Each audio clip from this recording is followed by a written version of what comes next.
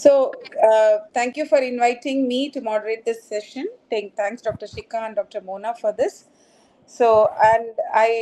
Debahuti doesn't really require introduction to this particular group because we're all from SN. So she finished Pediatric Ophthalmology Fellowship in bright colors with us recently, and she's working with Rajan Eye Care Hospital as a pediatric ophthalmologist. She's a enthusiastic pediatric ophthalmology fellow, as I remember her, and she was very eager to learn, and she was very good in surgery hands. Now, the other side, I'm so excited to see her from the other side as a colleague and who's going to present to us her experience after she became an independent pediatric ophthalmologist. I welcome Dr. Debahuti to present the case to us, and I welcome Dr. Srikanth to join us and moderate and be a panelist for this session. Thank you so much, ma'am, for the kind introduction. A very good evening to my respected mentors, seniors, dear colleagues, and juniors. So, at the outset, I would like to thank SN Alumni Group and especially Dr. Kavita Kalaivani, ma'am, for giving me this opportunity.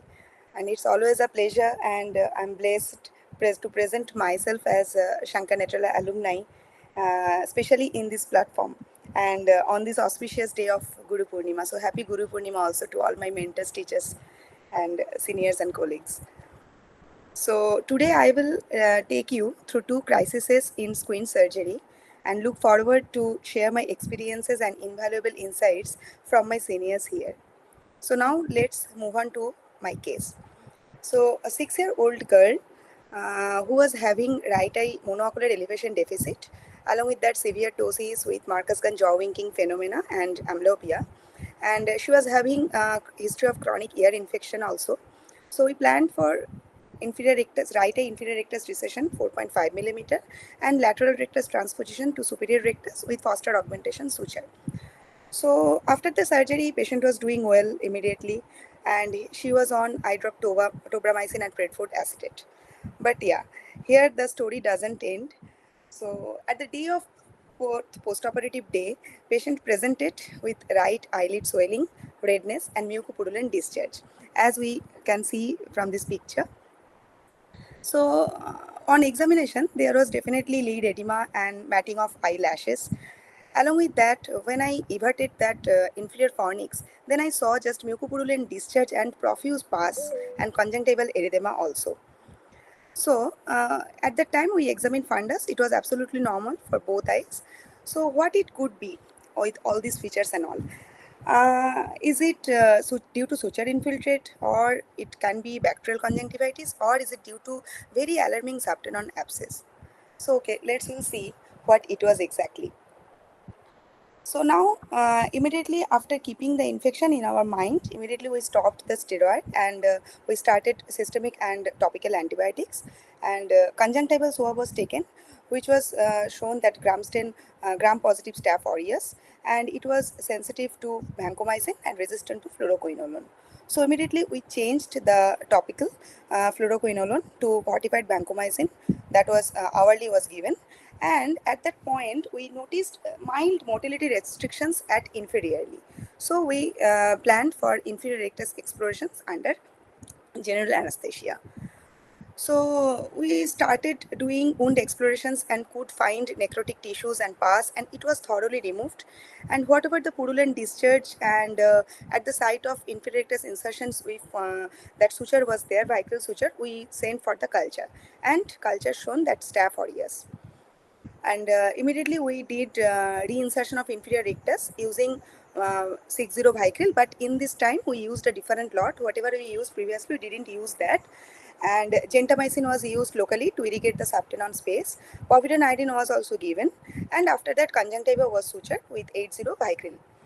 So after all these features and all, we came into conclusion that it's a subtenon abscess post strabismus surgery. And after explorations also, we can see at the day of postoperative day 1 itself how much is the improvement. Like, yeah, though there is still lead edema and all, but definitely pus was reduced, conjunctival erythema also is reduced, and suture also we can see here. And Subsequently, 10th postoperative day and 6 weeks of postoperative day, we can see the dramatic improvement in regard of pus, discharge, and erythema, conjunctival erythema and lid edema. So now I will take you to few similar incidences in journal which has shown the similar findings. Like in case of Turkish journal, they have shown that after severe conjunctival reactions after strabismus surgery, but they did not find any organism. And it was also not improved despite suture removal and corticosteroid. But yes, it was improved after starting topical cyclosporin A. And other two journals were having same scenario after squint surgery. So in Kothari et al, they had found that Staph aureus, and it was also improved after drainage and povidone iodine irrigations. And whereas in Gavaji et al, they have shown Streptococcus pyogenes for their sample, and it was also improved after bilateral subtenon drainage and irrigation with fortified Vanco. So now we have seen all these things, but yeah, despite all these incidences, we know according to the literature and our personal experiences that vicryl sutures, which we use regularly for our strabismus surgery, is very important suture. It is really lowers the risk of infection and speeds up wound healing, and it totally absorbs within 42 days. But definitely we have to keep in mind that there is a lower chance of inflammations in vicryl 901 compared to 6211. So now let's connect the dots that as we know that after the strabismus surgery, infection is very rare. But yeah, if it happens, it can lead to potentially serious complications. So it can be ranged from simple epithelial inclusion cyst to orbital cellulitis to graded endophthalmitis. And what are the risk factors?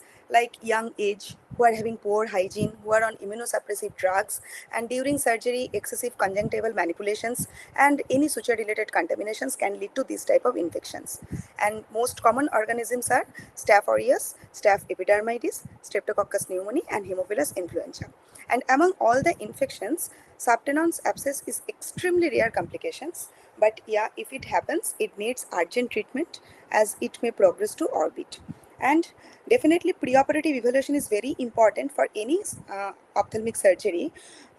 In case of our surgery, we should rule out any upper respiratory tract infections, whatever it was, mild, moderate, severe, whatever it is, we have to rule out before surgery. And nasopharyngeal swab is utmost important in this type of cases. And always treat significant sinus disease with oral antibiotics prior to strabismus surgery. And if you find any signs of infections, definitely you have to do any microbiological evaluations without any hesitations. And one most important point is, if after the surgery we find that any change in extraocular movement, then definitely we have to do we have to explore the operated muscle to look for any abscess formation. So what we learned from this case, that whatever the infections, we have to rule out the systemic infection first. And if a subtenon's abscess fails to respond to topical and systemic antibiotics, don't hesitate to remove the sutures, and also don't hesitate to explore the muscle to rule out any abscess formations under that muscle. So now another case, another clinical surprise I will show you. Like a 14-year-old boy with a past history of blunt trauma came with us with a periorbital swelling, ecchymosis, and variable horizontal diplopia immediately after the trauma. So we did some examinations. So he was having mild right exotropia on Hirschberg testing, and extraocular movement was almost full. It was couldn't be elicited properly because there was a diffuse edema and pain was there. But yeah, patient was having no enough thalmus, and other eye also was absolutely normal. So with these findings, we gave that patients like CT scan was advised, but at that time parents were not willing due to cost factor. So we started conservative treatment in the form of anti-inflammatory and analgesics. So patient was reviewed after 2 weeks for the follow-up. But yeah, in the meantime, patient reported early on 1 week follow-up. With patient came with a constant horizontal diplopia, which was variable, became constant, and patient was complaining of face turn to the left. But definitely patient had reduced periorbital edema. So now in this 9 gaze photo, we also can see that there is a 20 PD right exotropia in primary case, and there is a limitation of adduction in right eye in left case. Otherwise, all the movements are normal and Sacker's also normal. So in this point, I advised CT scan of brain and orbit, and what we noticed that medial wall fracture with medial rectus entrapment. So it was diagnosed as isolated medial wall fracture with medial rectus entrapment. So immediately we planned for medial rectus exploration under general anesthesia, and on explorations we found that 26 millimeter of medial rectus was intact, and resistance was failed at the level of ethmoid sinus medially, which was little bit posterior, and immediately attempt was made to release the resistance. So now, after the medial rectus release, immediately we saw that there is a flick XT in the primary gaze, and adduction was full also in left gaze, and otherwise all extraocular movement was normal, and patient had no diplopia. So though it was a delayed surgery, but yeah, it was a really a relief for the patient and for the surgeon also. So So why I took these cases? Because and what is the crisis in this case? Though we did exploration and release of muscle and it was corrected the deviations, but definitely we have to be very over vigilant not to miss any subtle findings also, because we don't know here that whether the motility defect was missed by chance or it was really delayed. So though here delayed surgery also improved the motility and the symptoms, but it may not be the same depending upon the muscle viability. So we have to judge this crisis properly, and why to hesitate? Go and explore the muscle. And always keep in mind that better to intervene early to prevent any muscle ischemia due to entrapment. So now sometimes little is enough in kids. So now coming to the few points, like medial wall, we all know that is very paper thin structure, can be fractured easily from any trauma. But yeah, definitely isolated medial wall fracture with medial rectus entrapment is really a rare scenario. And sometimes in isolated cases, enophthalmos also may not be obvious, which can lead to wrong diagnosis. So we have to be very over vigilant to find it out if any medial rectus entrapment, medial wall fracture, isolated case also. And as we all know that onset of mortality also can be delayed in some cases due to some ischemia or muscle swelling rather than immediate mechanical tethering. And number two is reverse leash effect. As we all know that if the incarcerated portion of the muscle is further posterior in the fracture, so there will be more anterior slack will be remaining. It can show sometimes motility defect till secondary contracture happens. And number three is it can be masked by edema. So we have to think all these points during any trauma evaluations. And medial rectus entrapment can be of two types, like anterior entrapment and posterior entrapment. Anterior entrapment can cause esotropia. On the contrary, exotropia can be caused by posterior entrapment, like in our case. And definitely, if any entrapment occurs, it needs to be treated as surgical emergency, because it can present as muscle ischemia and long-term diplopia if you will not release the muscle immediately. And definitely delay in surgery also can still yield good results, but it depends on muscle viability. So what we learned from this case, so always do careful clinical evaluations, appropriate imaging and meticulous surgical technique in any trauma cases. So thank you for joining me in this clinical journey. Thank you, my alma mater. So I invite Dr. Srikanth to say his comments about the first case first. Very excellent presentation, Debhuti. Very nice documentation and great presentation. Thank you, ma'am. Yeah, good evening, everyone. Yeah, I'm very, very happy to be a part of this whole exercise. Thank you, Dr. KKV ma'am, Shikha ma'am, and Dr. Mona as well for inviting me and allowing me to be a part of this. And good to have a wonderful case presentation. Dr. Debahuti presented very well and has been documented also with pictures, all various stages of how the condition progressed. So Yeah, so we'll first go case by case. The first case was uh, basically the suture or subtenance abscess, right?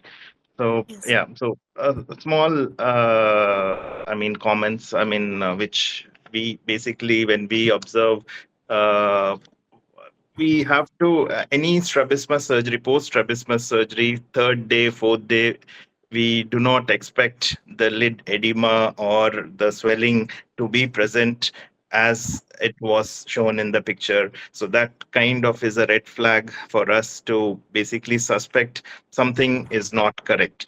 So whenever you have a third or fourth, usually all the other, except the redness, most of the other things usually will subside, and especially if you notice what you have noticed in the inferior fornix of the such a big abscess, that obviously it's a telltale sign that there is some infection staring at you. So as you had mentioned, any or systemic antibiotic that was given, or only topical was advised? No, sir. Systemic antibiotic also. Augmentin was given, sir. Just Okay. syrup actually I have started, sir. And any fever or other this thing systemic Fever, symptoms when? fever was not that much, but yeah, patient had some malaise, sir. But Hmm. temperature is not raised that much, sir. That time when Okay. patient came to us. So yeah, so as we know, the suture material, especially Vicryl, is a very, I mean, common nidus for infection. So Yes. I just wanted to ask if any, I mean, is there any other source of infection within the eye, like any blepharitis, conjunctivitis, or Yes. cystitis, anything of that sort, if was Yeah. noted Yeah. beforehand? Yeah.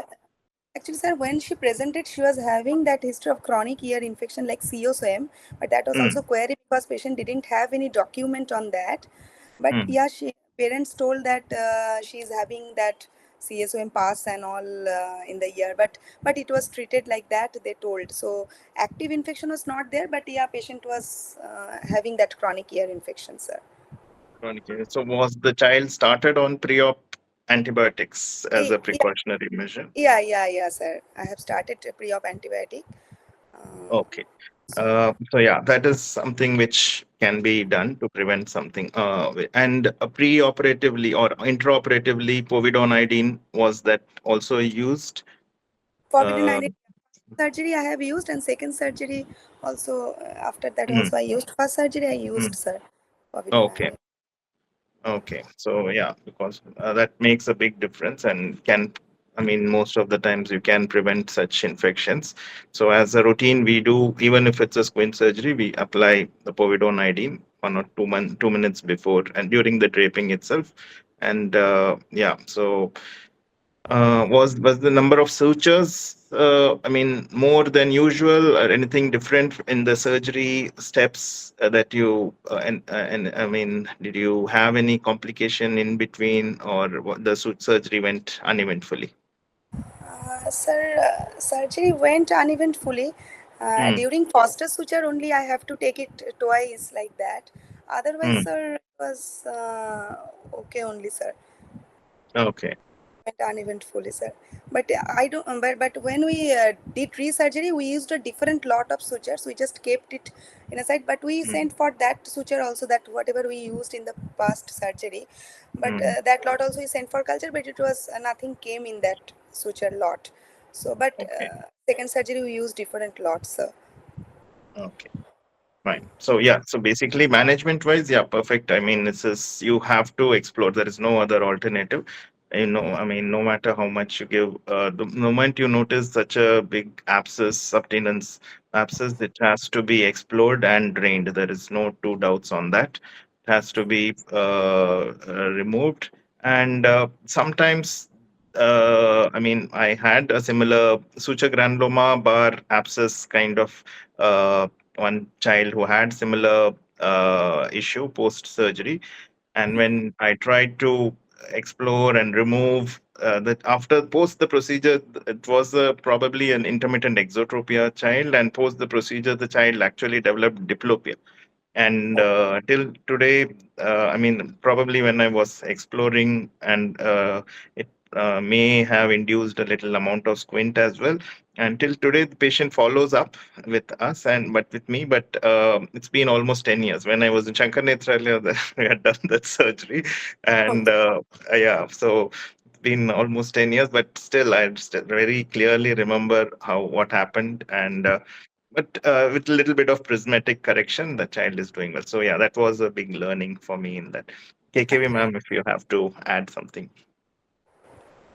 See, mostly you've covered everything. Like I said, like it's a really great level of suspicion, and not dismissing a patient who presents, like Dr. Shrikant said, 2-3 days after a squint procedure, you are supposed to have really, the course is supposed to not take another wrong turn. So if there is that kind of a thing, you need to really, really look for it, because under the lid, and if you miss it, if this was missed at the right time and not tackled, especially when so much pus is there, then you would have had, we don't know, like, you could have really had a lot of difficulty. So I congratulate Dr. Devahuti for looking for, taking pain to look for the, you know look for the important sign, and when there is pus, there is no other option but to remove it and clear it. So Yes. again, decision making here and timely decision making was very crucial, so that we didn't lose enough much time, and the patient really recovered well. And yeah, it's a surprising thing because we have done so many surgeries. It's quite rare actually. With Yes. It's quite rare, but yeah, sometimes infection, we don't know what all. So we do take all precautions. Never take squint surgery also lightly, even though it's an external procedure. Yes, ma'am. But I think the management part is quite applaudable, quite well done. Thank you, ma'am. Yeah, the outcome also is pretty good. So yeah, congrats. Good done. Well done. Okay. Thank you, sir. So the second case, Yes. how long after you said 2 weeks, right? At the second 2 weeks review, the patient reported earlier with the persistent diplopia. That's when Yes. you did the Actually, CT scan, yes, ma'am. After the trauma, actually 3 days after patient came that with variable diplopia, but after that I called for 2 weeks review, but patient came early, like 1 week follow up. Patient came, so in between the trauma and when the patient presented with constant diplopia, the time gap was 10 days, ma'am. right? So again, here the one beautiful thing, or one very important differentiation between an entrapment and a paresis, because an exotropia and adduction limitation could very well point to a paresis of the medial rectus rather than an entrapment. So again, CT scan here and exploration was the crucial point where you could actually relieve the problem. If you had missed, or FDT. Sometimes FDT also Yes. helps. So if you had not, joined the dots and thought, because ideally, if there is a injury and there is an exotropia and adduction limitation, and there is you don't expect an entrapment in that Yes. direction, right? You Yes, ma'am. expect a Yes. paresis or something. So if you didn't have that much clinical suspicion and did the scan at the right time and then decided to explore, again here timely management probably really was a crucial thing. So for a learning point, yeah, so you need to really differentiate between a paresis happening because of an injury versus an entrapment, because the Yes. management is, one is surgical and one need not undergo surgery immediately. So Yes. unless you differentiate, you would not have been able to take care at the right time. So again here, the timely imaging and high clinical suspicion was crucial to the correct diagnosis. Srikanth, please. Yeah. I mean, any pupillary abnormality was noted of So first, RAPD or sir, actually, first presentations, patient had diffuse edema and pain, but hmm, pupil was normal, whatever I could find. And second time also, when patient came, pupil was absolutely normal, sir. So okay. And just any nausea, anything of that sort? Because sometimes medial rectus, especially when it's entrapped, it can induce some amount of oculocardiac reflex also. yes, So but yeah, so it's any of yes, sir. that those symptoms. No, sir. I asked actually features of oculocardial reflex and all, but the patient had only headache, but Hmm. no palpitations, no sweating, or no nausea, vomiting. Nothing else was there, sir. Only Okay. headache was there, and patient was telling that pain, that diffuse pain over that forehead and all like that. It was. Okay. And CT coronal section was also done? Or Uh, Actually, sir, both the mm, coronal section also was done, but mm, I couldn't give the picture, sir. Actually, okay. that. Because Uh, that will again give a better, I mean, Better. the size of the bone defect Yes, sir. and Uh, amount of tissue which is herniating, all that will be also better uh, seen in that. So yeah, and a little, I mean, it's been 10 days, 2 weeks. So the earlier we explore, the better. Chances of fibrosis is lesser. So yes. for you to get a cleaner access, if we enter Hmm. inside earlier, so it was done with the oculoplasty backup, is it the procedure? Yes, sir. Oculoplasty backup was there, sir. Okay, okay. So on table FDT was done. On table, sir, after before release that FTT was done, and after release also, sir, it was absolutely free. Hmm. And on table, a little bit resistance felt, sir, but it was little bit posterior that felt. So before and after surgery, could you notice any difference in the FDT? FDT was, sir, after the surgery, FDT was free, sir, actually, after So you emerging. you did notice some amount of. Yeah, yeah, sir. Okay.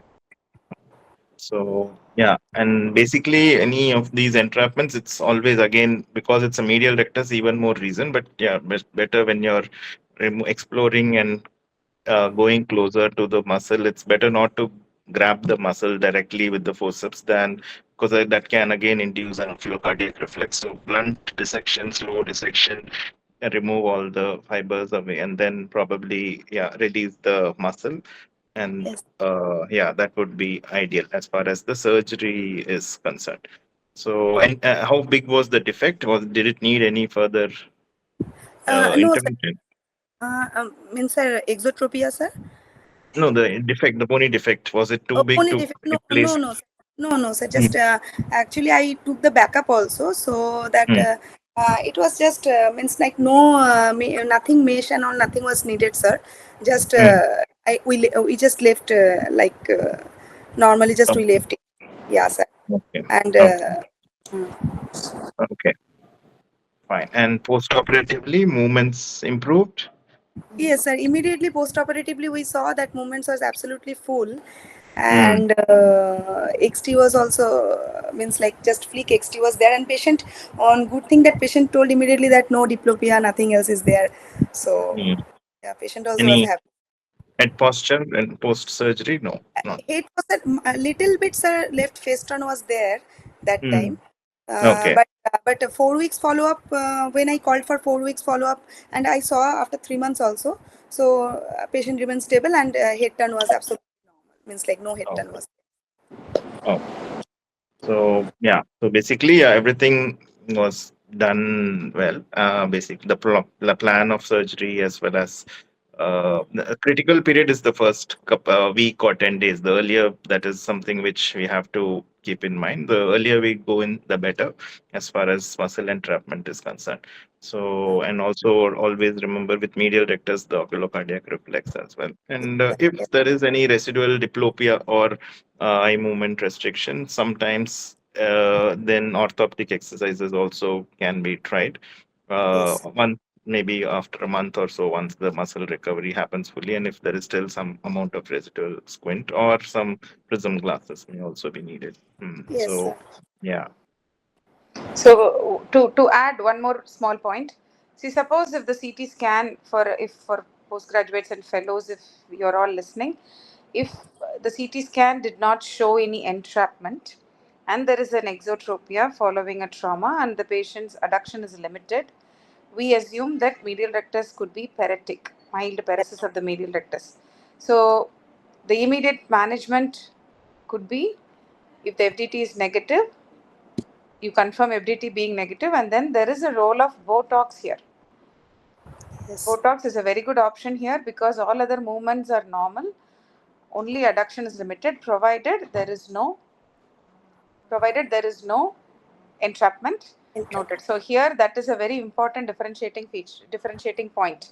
Since you caught the fracture and you nicely could localize the entrapment, you had to release it. But otherwise, if paresis is suspected, then it is a very nice indication where Botox could also help uh, when you are waiting for the muscle to recover.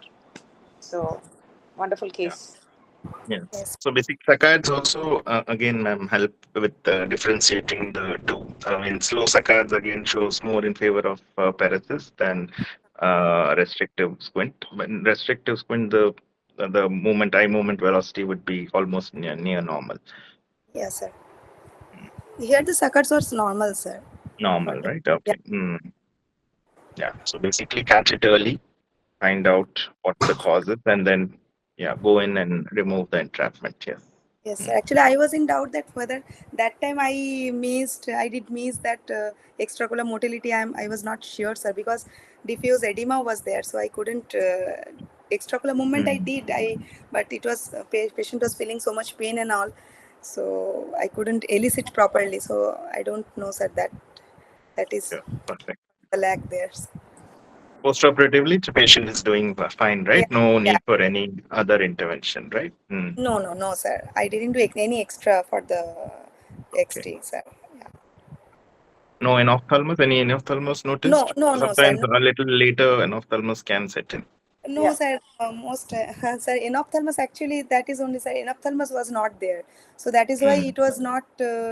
Means it didn't come into my mind also that it could be entrapment like that. Mm. So yeah, No in problem. ophthalmos, absolutely no. In ophthalmos was there, sir.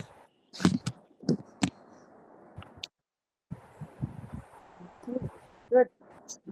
Thank you. Yeah. Thank you. Anybody Thank you. else? Any points? Any questions to Dr. Devahuti or Dr. Srikanth? Or Dr. Kavita. No, Dr. Kavita cannot be questioned. Kavita will question, but she cannot be questioned. Uh, Otherwise, Mm. Dr. Mona will now show her skill at. Summarizing what I don't know at all. But you do so wonderfully, actually. Nobody will believe that you don't know. Mhm. So should I summarize? Yeah. Any questions are there? I have one question, if you don't mind. You please, we want Sure. you to So ask. for the first, since we are also using Vicryl, so for the first case, Vicryl was thought to be one of the causes. So there's something called Vicryl Rapide, which kind of lyses within 10 to 14 days. Would you prefer that for squint? Because, or you think it will not be good? You think Not for muscle, probably. not for We muscle. wouldn't be That depends. comfortable, because we need that 6 weeks You need to 6 weeks. 8 weeks of the muscle to. Okay. And I see it's not that common. Like, see, for this case, does point out that Vicryl could be the inciting factor, but it's not that common at all. Like, I have not seen at all. I mean, if that counts for something, but it's not that common. So I don't think we should really worry too much. Too much about. Except we don't know what exactly triggered in this particular child, but so that we take all the precautions like what we usually do, rule out any site, any surrounding known risk factors and everything, and pre-op antibiotic like oxidone, like Dr. Srikanth said, that's really really important. Even if it's an extraocular surgery, and then post-operative antibiotic. So if we follow what we follow, and if still occurs, then like clinical suspicion, and then treat it as an emergency. So I think that's the take home, rather than, since it's just the one case and not like a concern, I feel, about Even I Vicryl. have not used the rapid one, so yeah, I don't know. No, I've no. also heard about it. I have not seen It's it. it's available in sizes. It's available Yes. in sizes. Not sure. Not sure. Yes. Yeah. For conjunctiva, probably we can try, but not for the muscle part. Not for the muscle. Something like instead of a glue, we can try Mm. rapidase. Yeah.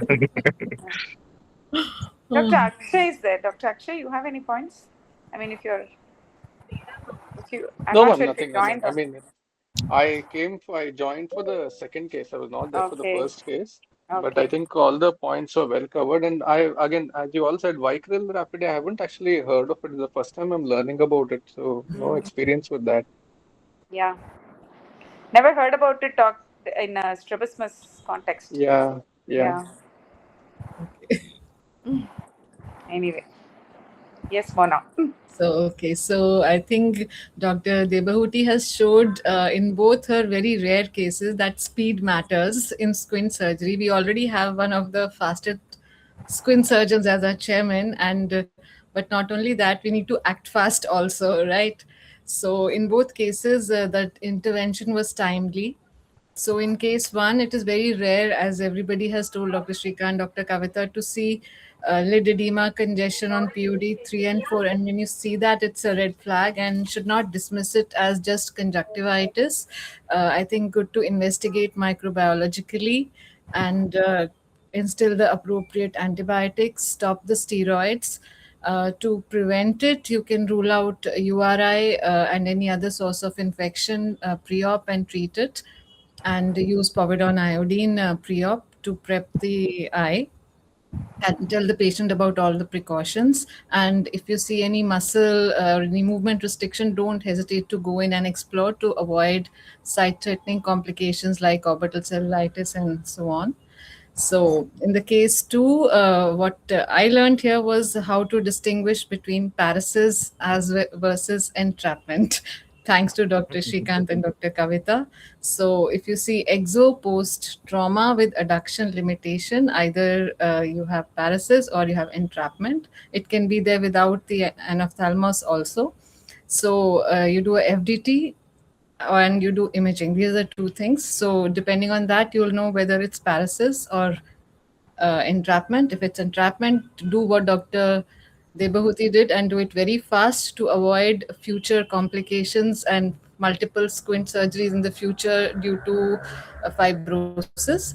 And otherwise, you can always give Botox if it's paresis. And if any residual squint is there, you have orthoptics as well as prisms, and always have a oculoplasty backup. Thankfully, you don't need glaucoma backup here. Don't say that. Don't say that. It's a jinx when you say that. Okay, we'll see. Yeah. Amazing winding up, Dr. Mona. Yeah, That's really. Yeah, you very nicely always were summarized. great. Ah. Yes. No, it's because you explain it so beautifully and No, such but then lovely to cases and grasp such everything, and so great for a. discussion. Yeah, great. Thank you, Shika. This is a nice exercise. Thank you, Thank you. everyone, for Thank you. joining. Thank you. Enjoyed it. Bye bye. Good night. Thank you. Thank Bye. you, Good Bye. Mama. night. Thank you, Bye. Good everyone, night. for joining. Bye. Bye. Bye. Bye.